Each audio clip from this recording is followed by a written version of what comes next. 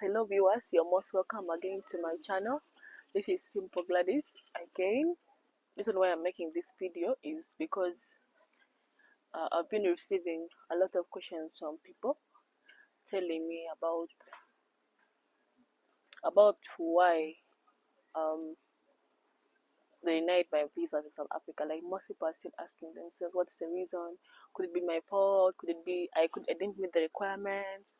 What was the problem? And many creators out there want to know what it takes to go to South Africa, and why they deny you of the visa most of the time.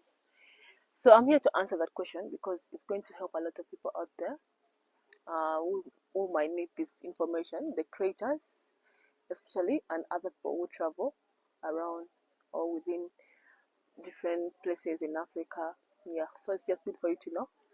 Yeah, I'm going to answer that question because I wouldn't want people to keep repeating, coming back to me, hence and forth. The last time I made the video, it was taken down because of certain few, I made the video when I was a bit emotional, and it was because I put some confidential stuff on the camera, yeah, of which I understood and let the video slide, but still I needed to explain.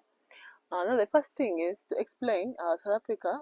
I thought, actually, even when I was applying, I thought it was something that is the easier way of applying for visa, like the way I did for for Nigeria. I think I didn't do enough research about the visa, and that affected me. Yeah, I didn't do enough research on the visa. But later on, when they denied the visa, that same day when I went to pick my visa, I found other guys that were also denied the visa, like other 3 guys. So I found out that it's a common thing, that most times the visa around for people from Uganda and Nigeria, they're the most affected elements. When it comes to South Africa, other countries, it's not that, like Kenya, when they're going to South Africa, they get the visa on arrival. And then other African countries, it's easier. Yes, the problem is with Uganda and Kenya and Nigeria. Then I'm like, what is the problem? What is wrong with these 2 countries? Why do they deny us visa to go to South Africa? Yeah, then I realized other few things which I'm going to explain and break it down in this video. Let me start with the Nigeria one before I come and attack mine directly. Let me start with the Nigerian one. Is let's say most of the Nigerians, that guys listening, most of you guys, you go to South Africa, committing criminal offenses, scamming people, etc, and that's why they regulate the number of people coming from Nigeria, because most of them that go to the country, they don't have good records. So it's the records you guys are giving South Africans. Yeah, so you guys have bad records in South Africa. You need to rectify. You need to erect that so that they will make it easier for you guys to go to South Africa. That's the one for Nigerians. Then for Uganda, this one is very funny. The one for Uganda is, they said Ugandans who always go to South Africa, they go and deceive people. You got Ugandans and their things.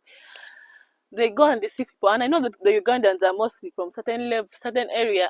They're the ones who love those things of scamming. Also, they also do scam people. They go to those countries, they pretend like they are very good magicians, or they have unique spirits. So when they go to that country, they deceive people. We can restore your lost marriage. You can do this. You can bring you water. We can bring you all those things. So they go there and they lie to our South African people. There are a lot, and they love entering using illegal routes in South Africa. That's why, like, when I was when I was applying for the visa, like their requirements was quite. It was like I was applying for a US visa. It was very complicated. It was like as if I'm applying for a US visa, because they needed me to have an updated what I'm going to do in each and every day I'm going to be in South Africa. Like I was applying for 8 days, and all those 8 days they need me to rectify on the first day. I will do this on the second day or the third day, of which I didn't do. I didn't know it was like that. I didn't do all that explanation for each day. And also they need you to have to book an hotel, prior, and book the exact dates you're going to be, you're going to be in South Africa. You're going to be in South Africa like for 10 days. You have to book an hotel, and you should present the itineraries of all the 7 days you're going to be in South Africa, showing the different activities you're going to do each and every day you're going to be in South Africa, and also show your flight tickets, your booked flight, and your booked so me, the mistake I made was I booked a flight with money. I not book, I just paid for the ticket. Then also the next mistake I did was also, like, I applied for the visa closer to the date of my visit. So when you apply, like, and you have just few days, less than a week, like a week, they're going to deserve that you pay for the hotels. So if you want to be at the safer hands, you have to just book your flight, booking, don't pay, then book your hotel prior, early enough, like make it like at least 1 month before, and then apply for your visa immediately. So when you apply for your visa, if it's denied, at least you have not made any loss apart from the 500,000 they're going to ask from the visa office. That's around how much? 500,000 Ugandan shillings. That's around like that, $136. What they would need from you. So after doing that earlier, if it's denied, at least you will know that you have only lost the 500,000 Ugandan shillings, or the $139 only. But if you do it like me, the late time, you are going to, if they deny your visa, you're going to lose out on your hotel reservation, on the flight bookings. Though I was helped because of some few communication. My friend from Kenya, Jane Kinga, helped me. Miss Jane Kinga, she helped me, and let someone to open my flight before the flights actually they arrived. So they opened my flights, and up to now I still have my flight ticket for South Africa. So I still have the flight ticket to South Africa. I just need now someone to help me more with an invitation, because it's still going to be hard, because I've had issues of guys even applying for it 4 times and still they're denied.